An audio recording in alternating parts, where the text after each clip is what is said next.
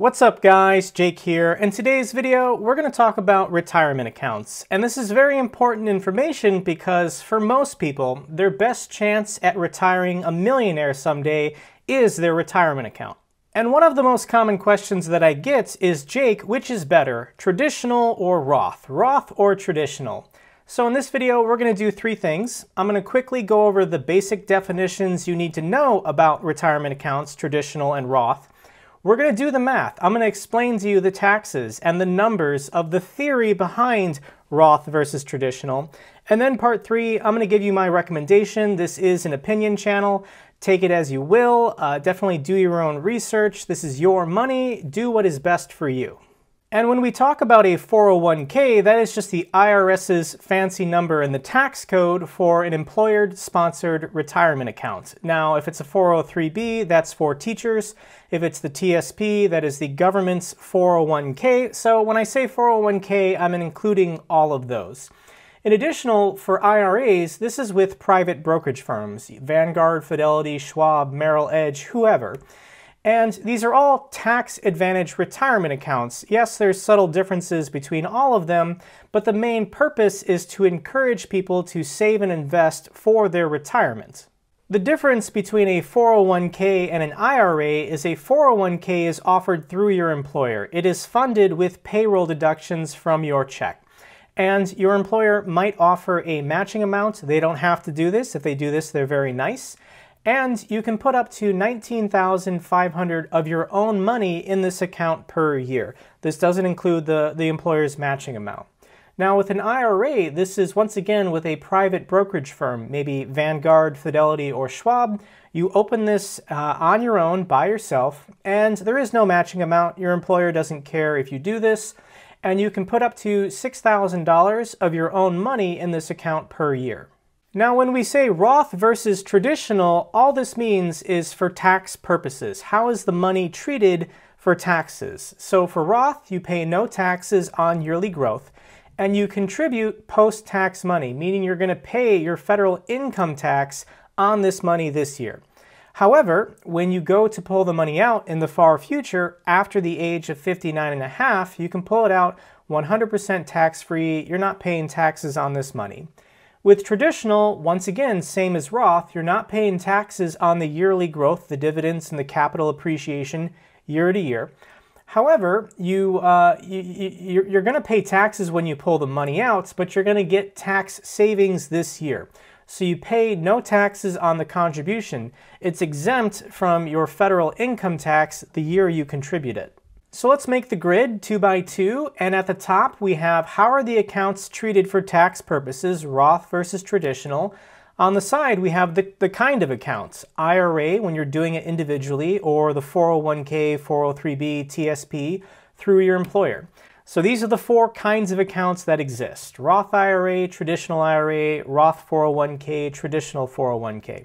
Now remember your contribution limits per year. Between any IRAs you have, combined $6,000 maximum contribution a year. Between any kind of 401ks, 403bs, TSPs, $19,500 of your own money contributed per year. So the most you can put in tax-advantaged accounts per year is $25,500.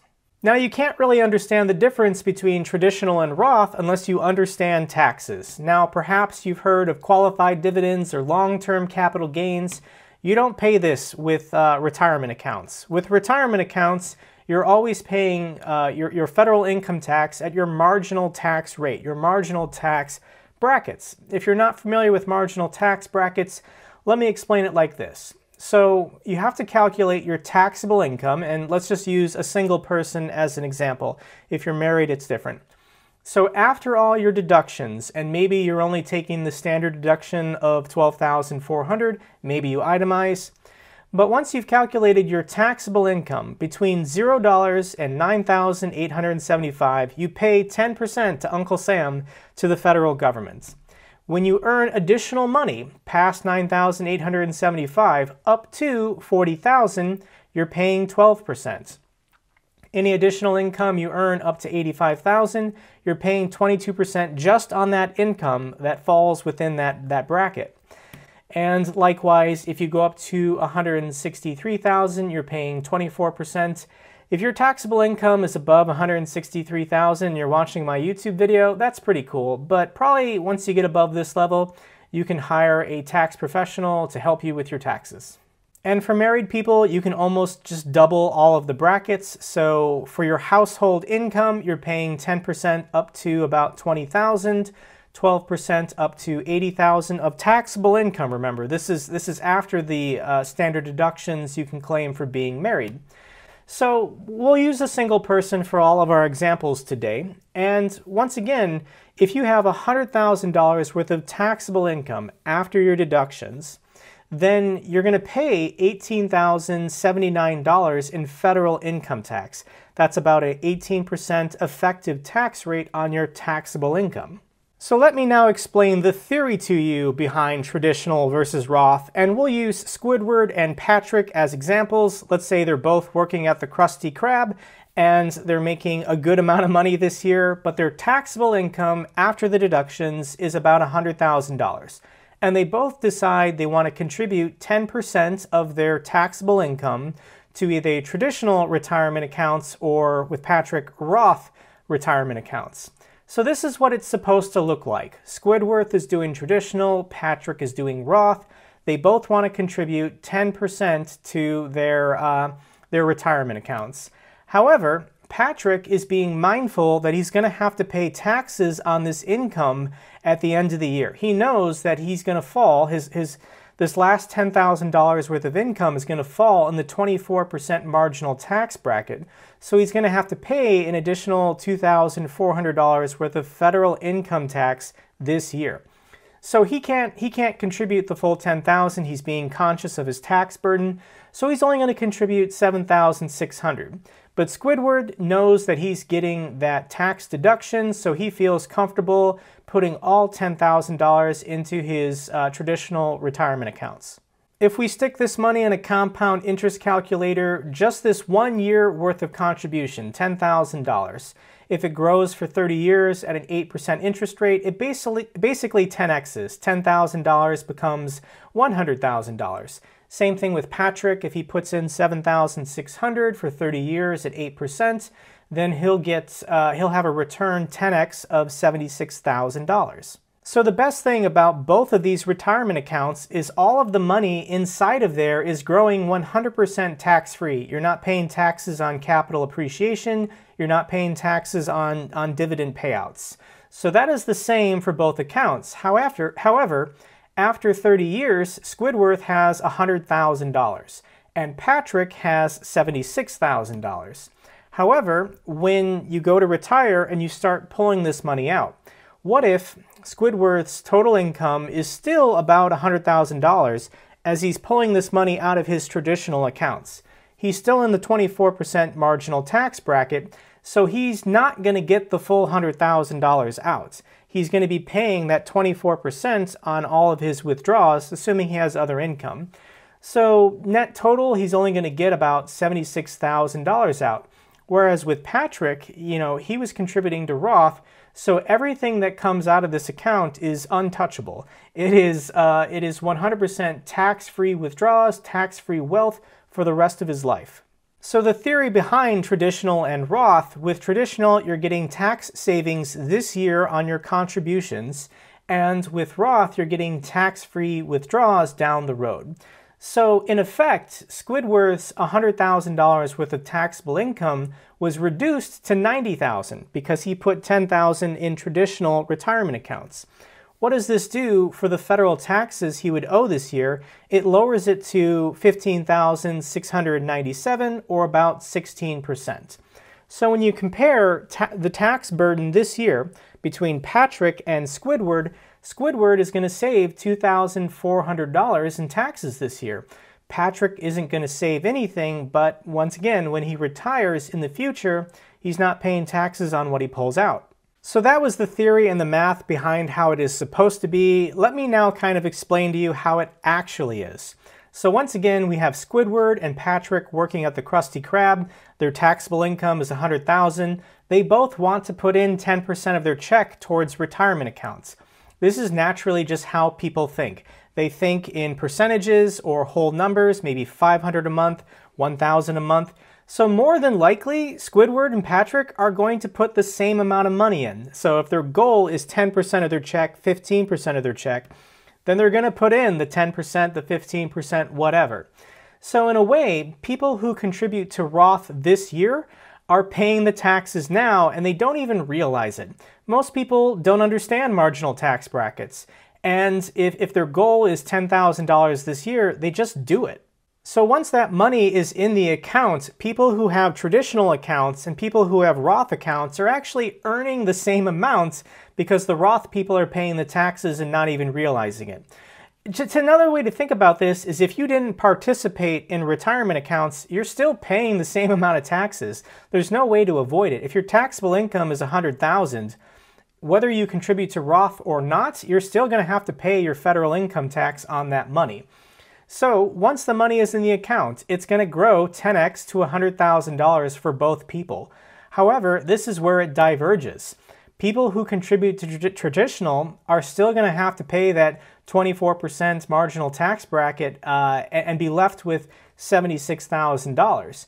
Whereas if you paid the taxes up front, which you would have to do anyways if you were not contributing to a traditional retirement account, then you're going to get the full $100,000. It's tax-free money, tax-free withdrawals for the rest of your life. So the X factor here is, what is Squidward doing with his savings? If you contribute to a traditional retirement account today, you're getting a tax savings. The X factor is, what are you doing with that amount? So if Squidward is saving $2,400 in federal income tax compared to Patrick, is he paying down debt? Is he buying property? Is he starting a business? Is he doing ordinary investing in a taxable brokerage account? Those are the kind of variables that I can't quantify for you. I can't give you math on that. That comes down to personal choice, individual choice on what to do with your tax savings should you be contributing to traditional. The worst thing you can do is contribute to traditional and then just spend that money. You choose to buy a boat or go to Disney World or eat out at restaurants more often. If you're not being responsible with that money, then in a way you're just saving less for retirement. So the way that other YouTube videos explain traditional versus Roth is they will say, well, in the future, if you think your marginal tax rate will be lower, go with traditional. If you think your marginal tax rate will be higher, go with Roth. This makes no sense to me. Why would anybody in the future just plan to be poor, plan to be making more money in 30 years than they are now? That is not good financial advice. That is not good financial planning. Once you're the age 59 and a half, you have to think about what kinds of sources of income will you have. Will you have a pension? Everyone someday starts collecting Social Security. Will you have rental properties and be bringing in rental income? Maybe you're retired, but are you still doing consulting for, private fees? Are you a small business owner now? Do you own a restaurant? Do you have other kinds of investments that are making you money in addition to what you're pulling from your IRA or 401k? Why would anybody plan to just be in a lower marginal tax bracket in the future? Now, obviously at this point, I'm giving you my opinion and I am being biased, but when I just look at the math, traditional doesn't make sense when you don't make that much money. So think about this. If your take-home pay is $62,625, you get the standard deduction. That gets your taxable income down to $40,125. If your taxable income is only $40,000, you're only paying 10 or 12% in federal income tax. That's not very high. 30 years down the road, your goal should be to be earning more money. I mean, don't you want to be rich someday, making $163,000 or $200,000? Everybody should be planning for their tax burden 30 years in the future to be higher. And just straight up, like if you don't understand taxes or what your tax burden is, because you don't think about it that often, then you probably don't need the tax break and you can afford to pay the taxes now or not get a tax savings on your annual tax returns. However, if you're watching this video and you're a high income earner, let's say that you're earning more than $175,000 a year, this gets you above the 24% marginal tax bracket if you're single. And if you're earning over $163,000, then yeah, you're in that 32% marginal tax bracket. Meaning that if you put in $10,000 to a traditional account and you can save $3,200 in federal income tax this year, well then it starts getting a little bit more interesting. What can you do with that $3,200 in tax savings this year? So yes, I do agree that if you're a very high income earner, over $175,000 a year, and you're in that 32% tax bracket, then maybe traditional does look a little bit more appealing because you think you can do more with that money now. There are two other scenarios where I think contributing to traditional makes sense, and one would be you're kind of experiencing financial hardship today, but you took a job where your employer offers a 5% match. Now, you always get the 5% match even if you contribute to Roth, but perhaps you just want to get that 5% matching from your employer and you want to go with traditional to lower your tax burden this year. The reason why is maybe you got student loans, maybe you have medical bills, maybe you're in credit card or consumer debts. At that point, yes, lowering your tax bill to focus on paying high interest debt would make more sense than contributing to Roth. The other scenario where traditional makes sense is if you're in your 50s and you have not started saving for retirement yet. Potentially you've been a high income earner your whole life, but you've just spent everything. You've not saved and invested for your 60s, 70s, 80s. So by contributing to traditional in your 50s, you're lowering your tax burden so that you can save even more faster. Once you're in your 50s, time is not on your side with compound interest. So yes, if you're in your 50s and you haven't saved enough for retirement, then lowering your tax bill this year so you can save even more might be in your best interest, because once you reach the age of 60, you don't have that much in the account to draw from. And there you have it, guys. I feel like that was a comprehensive guide to the difference between traditional and Roth. Hopefully you learned something. If you like this video, give me a thumbs up so the algorithm knows it's good. In addition, subscribe to my channel if you haven't already. I talk a lot about finance and investing issues. If you have any comments or questions, leave me one down below. I will help you if I can. Until the next video, take care.